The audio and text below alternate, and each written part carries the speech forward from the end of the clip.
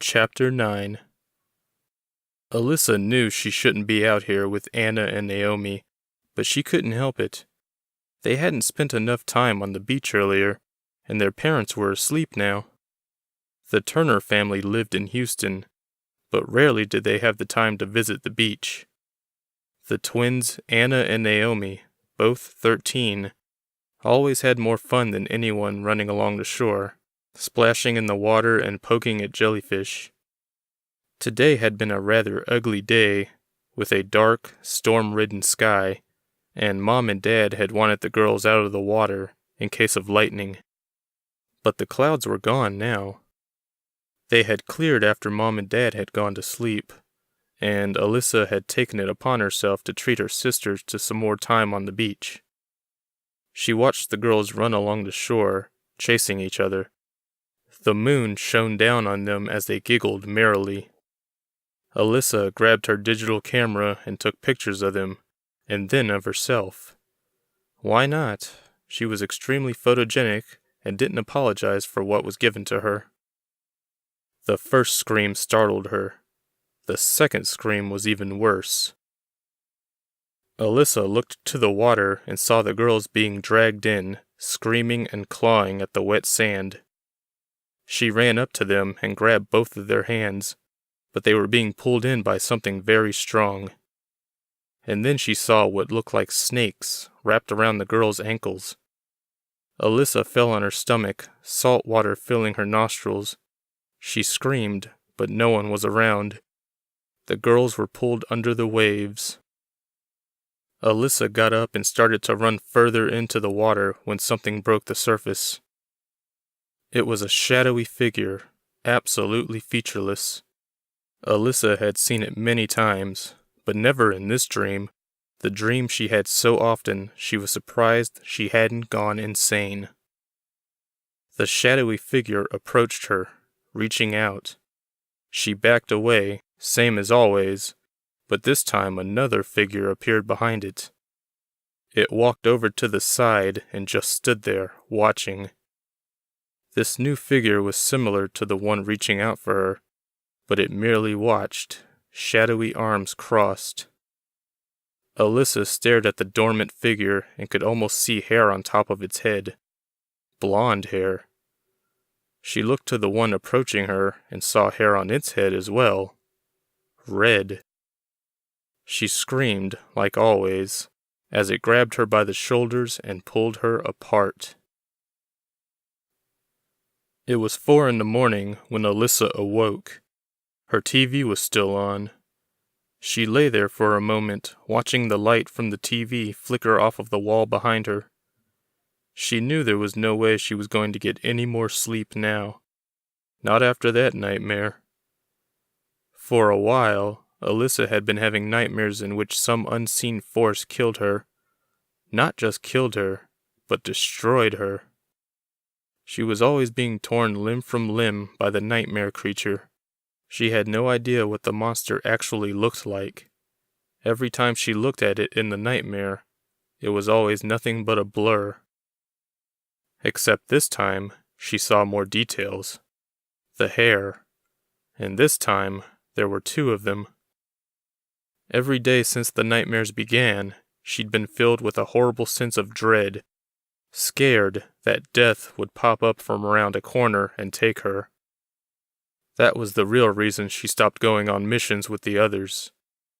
Alyssa had, at one point, seized a golden opportunity to make her reasons about something else entirely, and she'd felt guilty about it ever since. Chris had asked her to buy them another car, for Owen, so they wouldn't have to share rides all the time.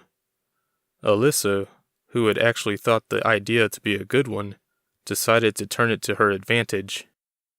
"Wow," she had said. "Am I the money machine or something? I pay for everything around here. Can't you buy it?" "You know I can't," Chris responded. "What's up with you?" Alyssa had felt her throat closing with fear and frustration. And guilt. She hadn't really wanted to make a big deal out of nothing at all, but she couldn't bring herself to admit she was too scared to hunt monsters with them anymore. Not after all she had invested. She bought the condo in which they all lived, and which served as headquarters. She paid for Daniel's equipment so he could make their weapons. She did all these things because she wanted to, and now she was trying to say otherwise, trying to make her friends feel guilty about asking her to do things she actually did willingly. "I just think you guys should get real jobs and contribute around here," she had added. "Are you serious?" Daniel asked, joining in. This was weeks ago, before he'd broken his arm helping take down the vampires they'd tracked to the trails, thanks to David Hernandez's tip-off. Alyssa had come back home last night while the boys had gone ahead. She'd already set the precedent that she shouldn't have to go on missions if she was paying for everything. Suffice to say, Owen had gotten his Honda, though it was pre-owned. She didn't want to spoil the boy with a new car. Alyssa noticed her cell phone on her night table flashing. She picked it up and saw a text message from David. "Hey babe, you awake?" She replied, saying she was now. "Did you get Eric?" She replied, "Too bad. Having a party tonight. Want you there." She smiled. A party did sound good.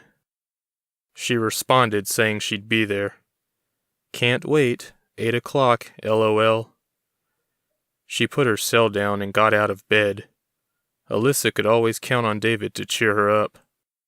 As she headed downstairs to get a glass of water, she heard music playing from the living room and recognized it immediately. It was the theme song to a video game Daniel loved to play. She stood at the top of the stairs for a moment. The song was Japanese pop, and it was one of the most beautiful songs she'd ever heard.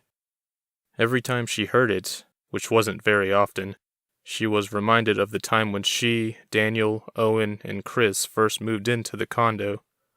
That was 2 years ago. Daniel had played it the first night, and that day was the beginning of her new life. Hearing the song made her think of rejuvenation. She continued down the stairs and saw Daniel playing a game called Kingdom Souls 2 on the plasma TV in the living room. "I love that song," she said. "I know you do," Daniel said without looking at her, his tiny cartoonish sprite leaping around on the screen. "It reminds you of when we first moved in here. I think of it the same way." Alyssa sat down on the couch next to him and watched him play. "What are you doing up so early?" he asked her. "Couldn't sleep. You?" "My arm was itching like a monster." Alyssa looked at Daniel's cast. She remembered with unease how he had broken his arm falling out of the treehouse at the trails just hours earlier.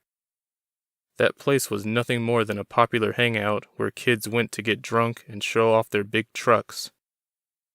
"Do you ever fear you might die doing what you do?" she asked. Daniel didn't take his eyes off of the game, but said, "Sometimes." "Me too. Can you keep a secret?" He paused the game and looked Alyssa straight in the eyes. "No, but if you really want me to keep this to myself, tell me that, and I'll try very hard to do so." "I really want you to keep this to yourself. You can't tell Owen and Chris." Daniel nodded. Alyssa took a deep breath. "I keep having these nightmares. I can't shake the feeling something bad is going to happen to me." "Bad like what?" "Like I'm going to die." "You're crazy," Daniel said. "Well, I mean, we're all going to die someday, but you're not going to die because of what we do. Maybe you'll get hurt, like me, but you're not going to die." Alyssa smiled. That made her feel a little better. "Is that why you've been staying here while we go out?" asked Daniel. "Because you're scared of getting killed? It hasn't been about the money?" Alyssa nodded. Daniel put a hand on hers, giving it a gentle squeeze.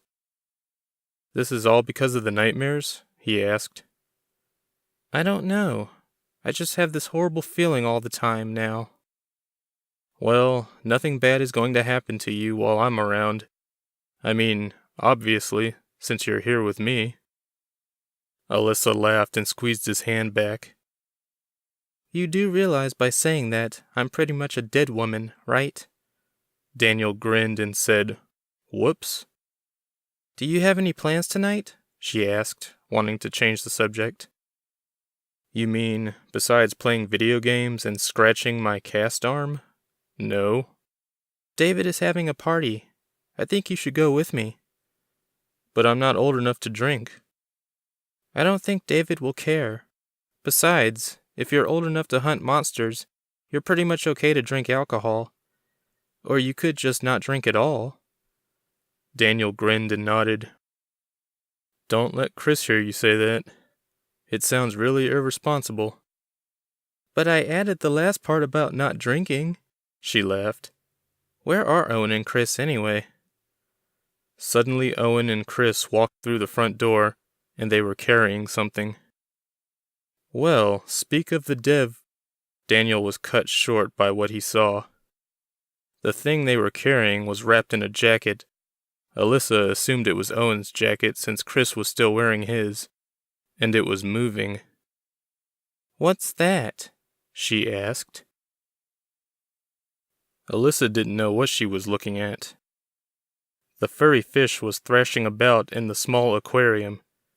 They had taken the few fish they had and put them into a small bowl filled with water. The whole armory reeked of the creature's fishy odor. Owen and Chris were on either side of the tank, watching the mutant with interest. Alyssa loved animals, but she couldn't quite bring herself to go near this thing. She watched as Daniel poked it with a metal rod. It spun around in the water, snapping at the stick. What was Daniel expecting to happen? This is no ordinary fish, Daniel said. What gave it away? Chris asked with fierce sarcasm. Was it the 4 legs, the fur, or the fact it can breathe outside of water? None of the above, surprisingly, Daniel said, pointing at the fish creature with the stick. I did a DNA scan of this thing. Its genetic makeup barely resembles that of a black goldfish's. Its cells have been completely corrupted. By what? Owen asked. We have a DNA scanner? Chris asked. Canine DNA, Daniel answered Owen, ignoring Chris. There was a long pause. No one knew what to say to that. How's that possible? Alyssa finally asked. It's not. I mean, this thing could be a result of genetic tampering, a hybrid that escaped from a lab, but those things never usually live that long. The weird fish continued to swim around the tank as if it were at home, not a care in the world. Daniel stepped away from it and grabbed a clipboard, writing something down. Alyssa stared at him and smiled. You found this in the river? Daniel asked. Yeah, it tried to eat us, Owen replied. Well, I don't know what to tell you guys. I don't know what this is. The only way I could tell you is if I dissected it. Is that really necessary? Alyssa asked, losing her smile. Yes, but in all honesty, I don't want to touch the damn thing. Could there be more of them? Chris asked. Well, that's where I've got bad news and worse news. The bad news is, if this thing reproduces like a canine, then there's a chance there are more, but not many more. The worst news is, if this thing reproduces like a fish, there could be a lot more. Chris and Owen let out a groan of frustration. That may not be the case, though, since we can clearly see it mostly resembles a canine. So I'm going with the bad news, said Daniel. I don't think it's dangerous, though. Well, we should look for a nest or something, said Owen. You're right, but not now. I'm tired as hell, said Chris as he sat down in a corner of the armory. It was now 5 a.m, and the sun was slowly rising, but it was still plenty dark outside. When you're up to it, Daniel said to Chris, I want to run some blood tests on you. Chris nodded. Remember, I'm not a doctor. I'm a future video game designer. If I find something bad, You should go to a real doctor." "So, Daniel," Chris said, shrugging, "when are you going to show us what's in that room?" He was indicating the secret closet no one was allowed into. Daniel suddenly became nervous. "Don't change the subject. We were talking about you, Chris." "Come on," Chris said. "We all know it's way past time." Daniel relaxed a little. "You're right. It's time." He reached into his pocket and pulled out a key. He unlocked the door, slowly opened it, and then walked inside, disappearing into the darkness. He reappeared a few seconds later, pushing something tall on a dolly. It was covered with a white sheet. Alyssa and the others gathered around it. "What is it?" Owen asked Daniel. "It's the future of our monster hunting operation," he replied. He quickly removed the sheet. Standing before them, with its milky white finish and dead blue eyes, was a machine. A robot, by the look of it. Owen and Chris gasped in unison. Alyssa wasn't the least bit surprised. She had already known what Daniel was working on. She'd convinced him to tell her long ago. She had never actually seen it, though. It was 6 feet tall, its insides covered by plastic so you could see into it. Blue and green wires traversed its body. "Lady and gentlemen, I introduce D-18, Daniel said as he reached around to the back of its head. He pushed a button and the robot immediately sprang to life. The wires inside its body quickly lit up, its blue eyes becoming even bluer. D-18 looked at each of them in turn, and then bowed its head. They each bowed back. "Holy crap, is that really what I think it is?" Owen asked. "Is that a robot?" "Hell yeah, it's a robot. The most rockin' robot on Earth," Daniel said with a satisfied smile. "How in the hell did you build this?" Chris asked, standing up. The fish monster was practically forgotten by all. "With my magnificent mind. It's not really hard once you familiarize yourself with modern robotics and algorithms and stuff." Alyssa noticed the smile on Daniel's face growing larger. She didn't get why he'd waited so long to reveal this to the others. It was clearly the best day of his life. She couldn't help but smile too. "Why is it called D-18? Asked Chris. D for Daniel, and 18 was how old I was when I started working on him." "Him?" said Chris. "Yeah, him," Daniel said defensively, his smile fading. "I don't like to think of D-18 as a machine. I like to think of him as my baby." Owen suppressed a laugh. "Well, show us what he can do." "With pleasure." Daniel's smile returned as he looked to D-18. "D, go and get me a soda from the fridge." Instantly, the robot left the room, heading toward the kitchen. It returned a moment later with a diet soda can in its hand. "I would have preferred a regular soda," said Daniel to the others as he took the can from D-18. "But you get the idea." "Can he talk?" asked Owen.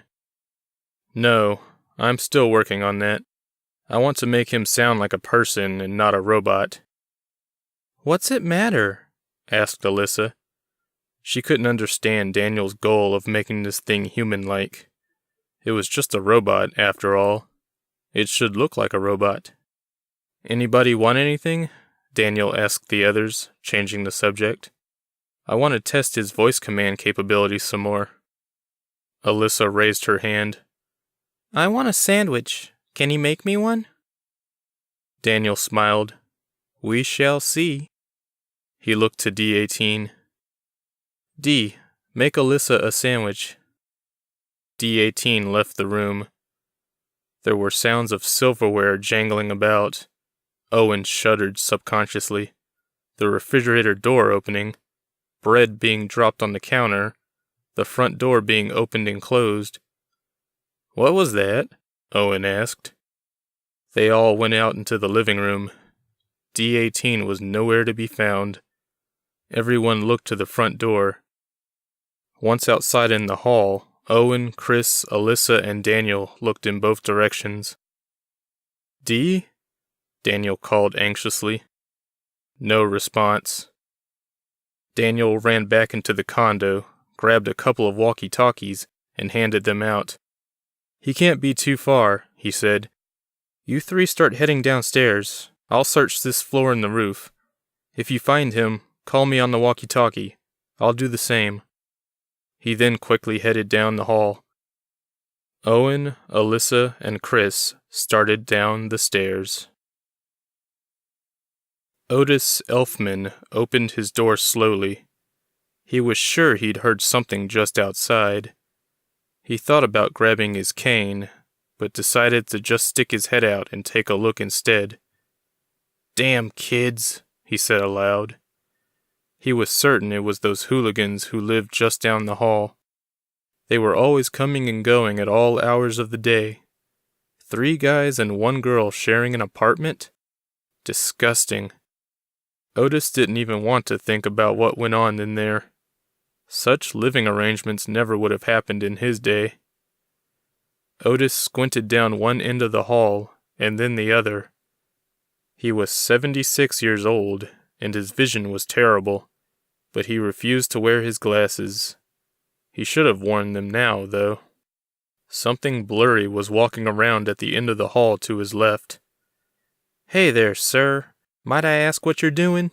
Otis asked the blurry image. The figure started walking toward him.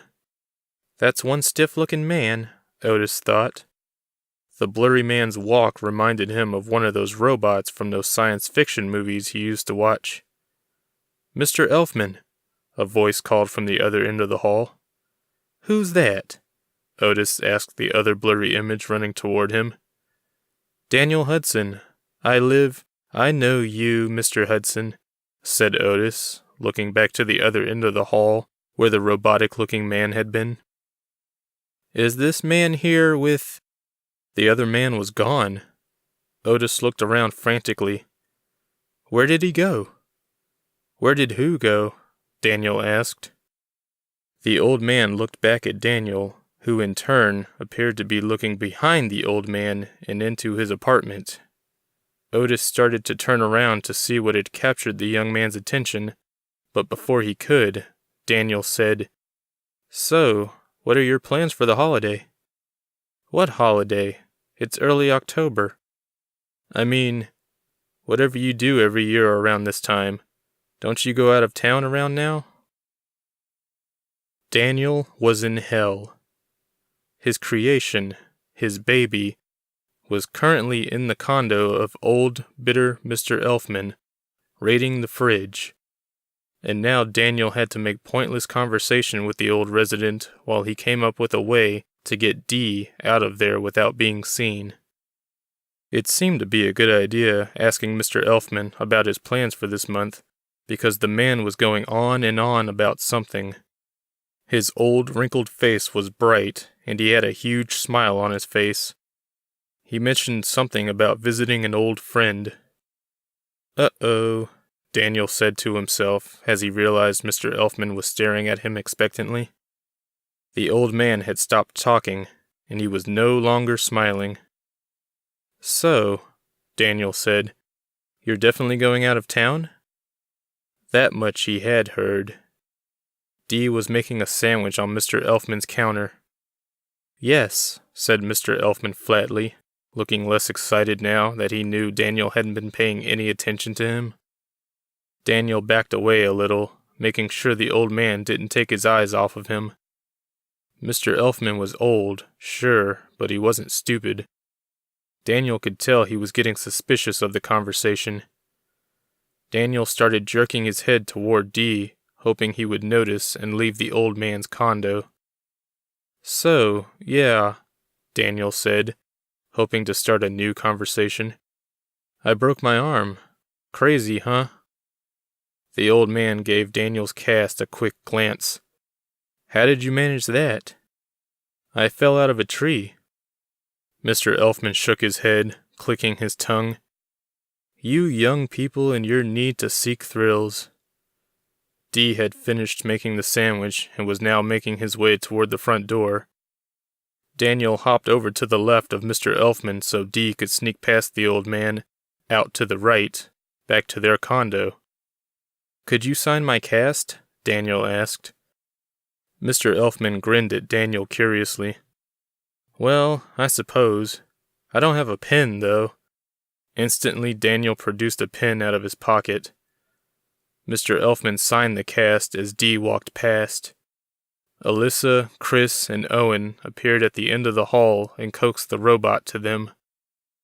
After the elderly neighbor finished signing, Daniel thanked him and ran back to his condo, leaving Mr. Elfman to wonder where the ham sandwich on his kitchen counter had come from.